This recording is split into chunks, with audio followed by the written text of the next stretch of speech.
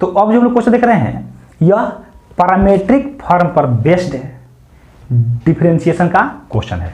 अब देखिए क्वेश्चन है if x equal to a into cos T plus log 10t/2 और y equal to a sin t, तो देखिएगा d2y/dt स्क्वायर और d2y/dx स्क्वायर हम लोग को फाइंड करना है।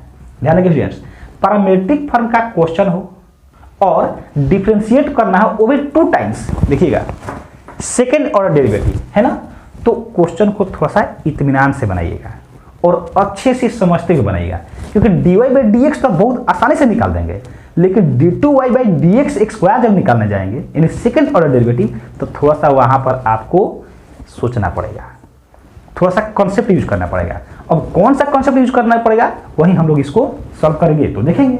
तो आइए देखते हैं। सबसे पहले हम लोग क्या करेंगे, तो यहां ध्यान दीजिए, हम लोग क्या करना पड़ेगा कि x को देखिए किस वेरिएबल में है, x t वेरिएबल में है, तो x को हम क्या कर सकते हैं, t के रेस्पेक्ट में डिफरेंशिएट कर सकते हैं। फिर क्या है, y भी क्या है, t वेरिएबल में है, तो y को भी t के रेस्पेक्ट में डिफरेंशिएट करेंगे। ध्यान देंगे, x को t के रेस्पेक्ट में डिफरेंशिएट करेंगे, y को भी t के रेस्पेक्ट में डिफरेंशिएट करेंगे। तो सॉल्व करते हैं। सबसे पहले क्या करना है, हम लोग को लिखना पड़ेगा गिवन, और गिवन में x equal to a into cos T plus log 10t/2 ऐसा है, ठीक है। अब क्या करना है, इसको हम लोग को t के रेस्पेक्ट में डिफरेंशिएट करना है, तो लिखते हैं differentiate with respect to t ऐसे, तो x के स्थान पर dx/dt ऐसे इक्वल टू a कांस्टेंट है तो बाहर रहेगा, और इस पूरे को डिफरेंशिएट करेंगे तो इनटू, सही है, d cos t/dt प्लस इसको अलग तो d log 10t/2 और by dt ऐसे आ जाएगा।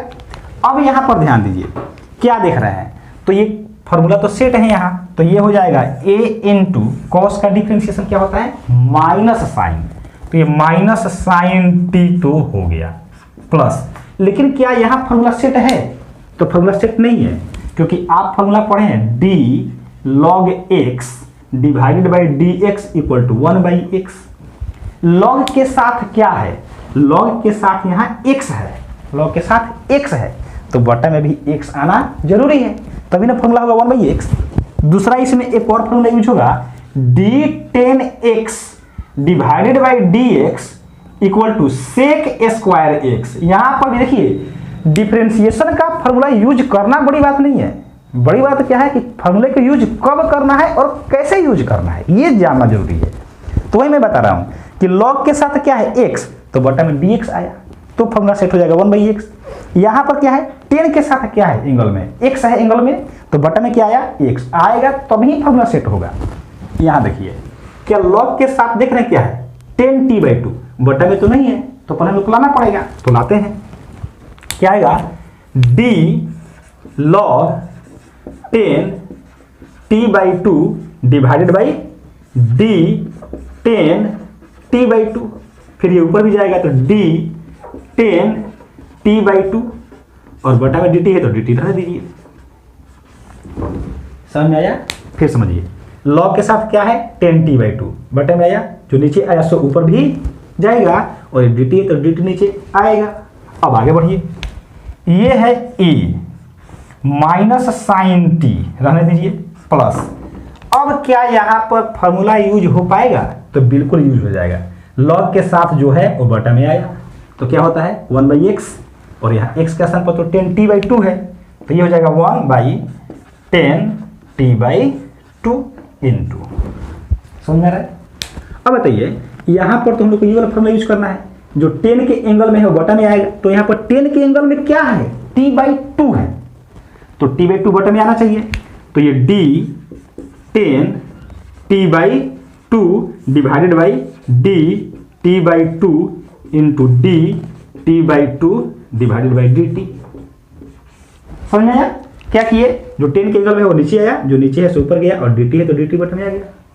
अब इसके बाद देखिए, तो यहां से देखिए ये हो जाएगा A into minus sine T plus, अभी बताइए 1/10 है तो इसको हम कॉट लिख सकते हैं क्योंकि 1/10 theta equal to cot theta होता है। अब 10th क्लास में भी पढ़े थे तो ये कॉट t/2 हो जाएगा इंटू 10 का डिफरेंशिएशन क्या होता है, सेक स्क्वायर होता है। क्या होता है, सेक स्क्वायर। तो ये हो जाएगा सेक स्क्वायर t/2 हो जाएगा इंटू यहां से 1/2, देखिए d इसको लिख सकते हैं 1/2 t/dt लिख सकते हैं ना। तो 1/2 को क्या करेंगे, बाहर कर लेंगे तो इसका वैल्यू 1 मिल जाएगा वैसे। तो यही काम हम लोग को यहाँ कर देना है। क्या कर देना है, इसके जगह डायरेक्ट लिख देना है 1/2। देखिए 1/2 लिख दिए। अच्छे समझ में आ रहा है। थोड़ा सा और आगे बढ़िए। जब थोड़ा सा हम लोग और आगे बढ़ते हैं तो ये देखिए dx/dt ही फाइंड कर रहे हैं। अभी क्या कर रहे हैं, dx/dt ही फाइंड कर रहे हैं, ध्यान रखेंगे। तो dx/dt इक्वल टू क्या आ गया, dx/dt equal to a into, ध्यान दीजिए, माइनस साइन टी प्लस, ये बताइए इस कॉट के जगह पर हम लिख सकते हैं cos theta by sine theta लिख सकते हैं। तो लिखिए cos, ये तो घेर देते हैं ताकि आपको अच्छे से क्लियर होगा, cos t/2 divided by sign t/2 into, अब यहां देखिए ये क्या है, सेक स्क्वायर। तो सेक थीटा इक्वल टू क्या होता है, 1/cos थीटा। तो स्क्वायर है तो ये हो जाएगा 1/cos स्क्वायर t/2 इंटू 1/2 है तो 1/2 रहेगा ये। अब ये बताइए यहाँ पर cos स्क्वायर है, यहाँ पर 1 है तो ये एक, इसमें से एक कैंसिल करेगा तो क्या बचेगा, माइनस साइन टी प्लस, ये इसमें से एक कैंसिल कर देगा तो ऊपर तो कुछ नहीं बचेगा। तो 1/2 इंटू ये साइन t/2 इंटू ये cos t/2 हो जाएगा। ऐसे अच्छे से समझ में आना चाहिए। क्या बोले, यहाँ स्क्वायर है, यहाँ पर 1 है तो ये एक इस 1 से कट जाएगा तो ऊपर 1 बचेगा, यहाँ पर cos t/2 तो ऐसे आ गया। अब यहाँ पर ये फॉर्मूला ही है, देख रहे हैं ट्रिग्नोमेट्रिक फॉर्मूला बहुत ज़्यादा यूज में आता है। कैलकुलस में सबसे ज़्यादा अगर फॉर्मूला यूज में आता है तो ट्रिगो का ही फॉर्मूला यूज में आता है, बहुत ज़्यादा यूज में आता है। तो देख रहे हैं फॉर्मूला क्या होता है, एक 2 sin a/2 into cos a/2, sine a का फॉर्मूला होता है। यहाँ लिख देते हैं 2 sin a/2 into cos a/2, किसका फॉर्मूला है, तो ये है साइन a का। 11th क्लास में आप ये पढ़े थे। तो इसको जब आगे सॉल्व करेंगे तो a minus sine T plus 1/, यहाँ पर t है, यहाँ पर a है तो साइन a, t है तो साइन t, ऐसे आ जाएगा, आएगा। क्या इसको लोग ऐसे लिख दें, a इंटू 1/साइन टी माइनस, देखिए इसको पहले लिख दे रहे हैं और इसको बाद में, कुछ ज़्यादा दिमाग नहीं लगाना है यहाँ पर, सही है। अब क्या करते हैं, यहाँ पर घटाव कर देते हैं तो a एलसीएम हो जाएगा साइन टी और ये 1 माइनस यहाँ जाके मल्टीप्लाई करेगा तो साइन स्क्वायर टी हो जाएगा, सही है ना।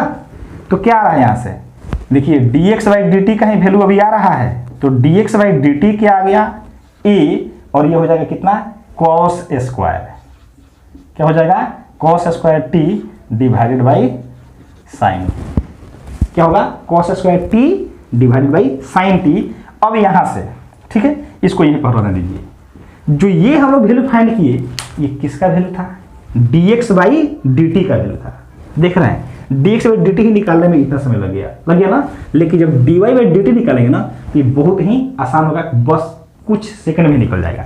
तो थोड़ा सा पहले इसको साफ करते हैं। तो ये जो आया क्या आया, dx/dt।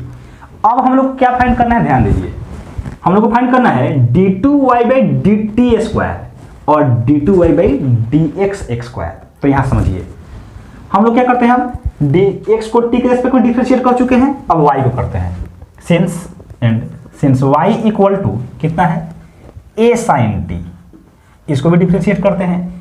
तो differentiate with respect to t, क्योंकि t का फंक्शन है तो t के रेस्पेक्ट में, तो ये हो जाएगा dy/dt इक्वल टू a और ये d sin t/dt। और साइन का डिफरेंशिएशन क्या होता है, तो कॉस होता है। इसलिए ये हो जाएगा dy by D T equal to A cos T. आ गया ऐसे। अब यहां पर ध्यान देंगे, हम लोगों को क्या फाइंड करना है, D two Y by D T square और D two Y by D x square. अब इसको समझिए, इसका मतलब क्या है, तो D two Y by D T square का मतलब ये हुआ कि y को डिफरेंशिएट करना है। देखिए ये D two Y by D T square, इसका मतलब ये हुआ कि y को 2 टाइम्स डिफरेंशिएट कीजिए, लेकिन दोनों के दोनों बार t के ही रेस्पेक्ट में। तो यहां पर हम D Y by D T यानी कि y को t के रेस्पेक्ट में एक बार डिफरेंशिएट किए हैं, एक बार और डिफरेंशिएट करते हैं।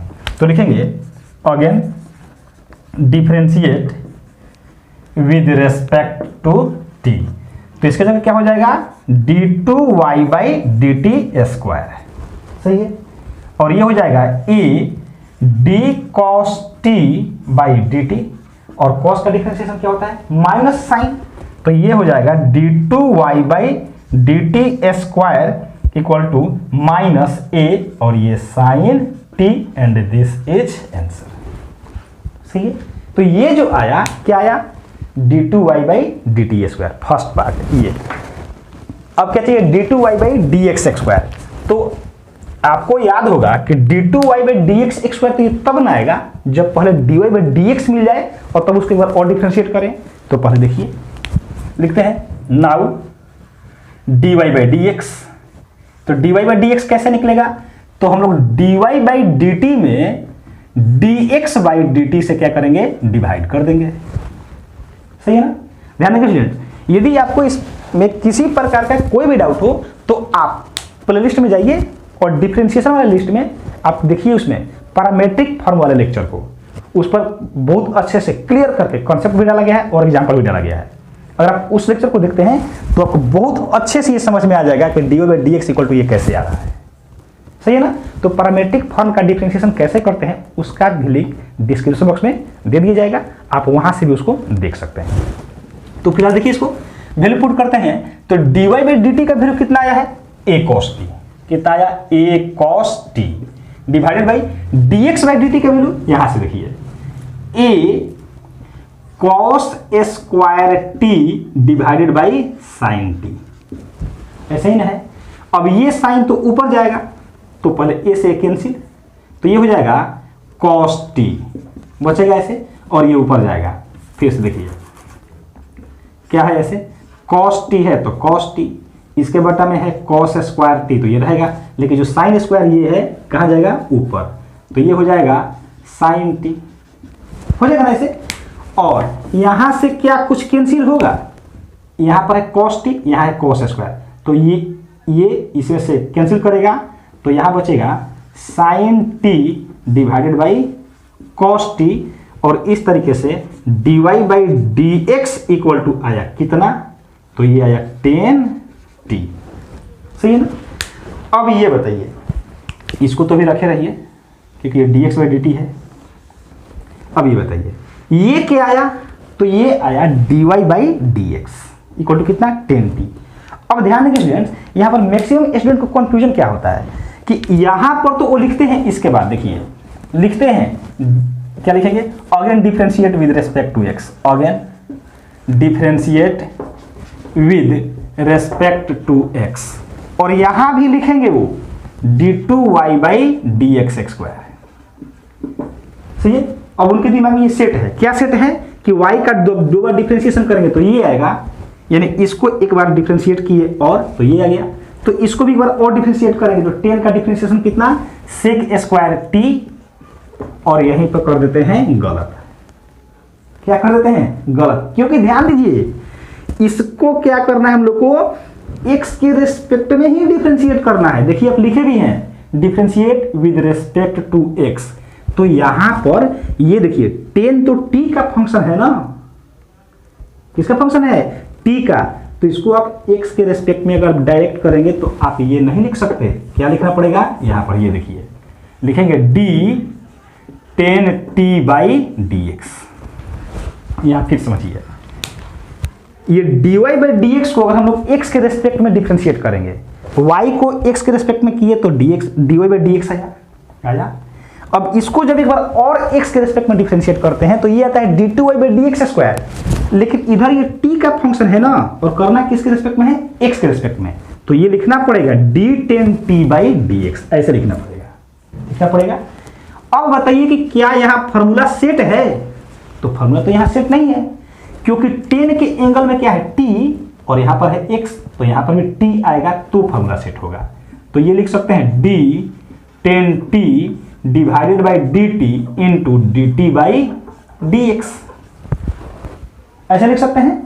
अब tan का फॉर्मूला सेट है, क्योंकि एंगल में जो है वो यहाँ आ गया, तो tan का फॉर्मूला क्या होता है, सेक स्क्वायर, t हो जाएगा, एंगल में t है तो इंटू, अब ये dt बाई dx, तो देखिए dx बाई dt का वैल्यू आपका ये आया है, हमको क्या रखना है, dt बाई dx, तो इसी को उल्टा कर देंगे, यानी कि ध्यान देंगे क्या है, a cos square t divided by sine t है, तो ये हो जाएगा sine t divided by a, और ये हो जाएगा cos स्क्वायर t, क्या हो जाएगा, cos स्क्वायर t, और इस तरीके से ये आ गया, दोनों को मल्टीप्लाई कर देंगे तो इस cos स्क्वायर को बटा में सेक स्क्वायर को ऐसे लिख सकते हैं 1 बाई cos स्क्वायर t लिख सकते हैं, ऐसे भी लिख सकते हैं, या फिर थोड़ा सा और देखिए, सेक स्क्वायर t को रहने दिए इंटू 1 बाई ए को 1 बाई ए, एक साइन के बटा में एक cos into 1 by cos t कर सकते हैं, समझ रहे हैं ना। इसको सॉल्व करेंगे तो साइन टी मिल जाएगा, वो बटा में ए है तो बटा में ए है, कॉस स्क्वायर टी को cos t into cos t कर दिए।